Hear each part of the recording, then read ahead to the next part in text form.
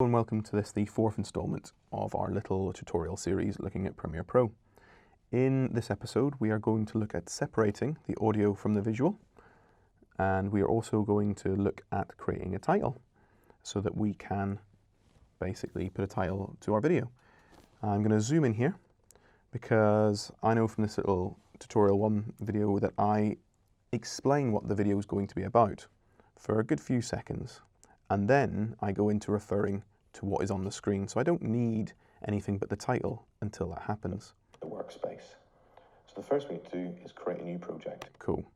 So at 16 seconds here, the first thing I need to do is create a new project. Before that, I've introduced what's coming up. So I want to split the video there because I don't need these visuals. I'm going to right click, and there's this lovely button here called Unlink.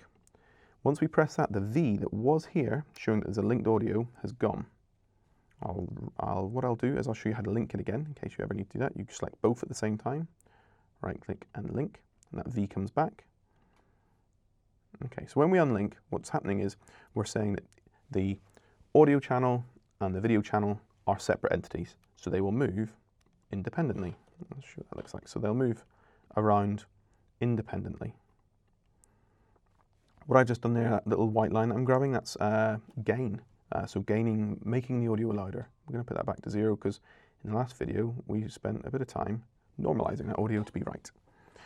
So at 16 seconds I know I want to split this video. So I'm going to press C to get my razor tool. I'm going to click, and then I'm going to press V to click the audio, the video to the left, and I'm going to press delete. Now you notice that the audio didn't cut. Now what we need to do is I want to introduce you to captions, and this means changing into a different workspace. And at the top you'll see there are multiple different workspaces, but what I want to choose here is graphics. Once I click on graphics, my computer reshuffles everything around, so suddenly my effects library is down here. I've got this new window here which has lots and lots of templates, and the one we're going to look at is the basic title template, which is just here. Now, how do we get a title on to our timeline? Everything is click and drag. So we click, drag it across, and what we want to do is put this on a different video layer. So at the moment I'm just going to put it on number 2, and you'll see that it's come onto my screen. The other little window that popped up there is an error with my version of Adobe, which it says is missing a font. So again, I could call this video channel 1 the screen grab, but I could call 2, right click 2, call that titles. Again, this would be really important if I was making a really large video. So I'm going to drag it all the way to the left, and then I know I want it the last 16 seconds, so I've got my little red arm here showing the end of this particular clip, but I can drag and extend that, and again it's going to snap to where the playhead is. So to the left is your title here with my audio over the top, and to the right is the tutorial. So we want to write something on this. So the easiest way to do that is to click on that new title. I'm going to double click to highlight it. I'm going to press delete because I don't want your title here. I want the word introduction to Premiere Pro. And then I want to do the chapters, basically, which I covered in that video, which were making a project. It was importing material. And it was making bins. I'll put in there folders. Great. Now, one thing that Adobe will not do is spell check what you're writing. The other thing at the moment is this is very low.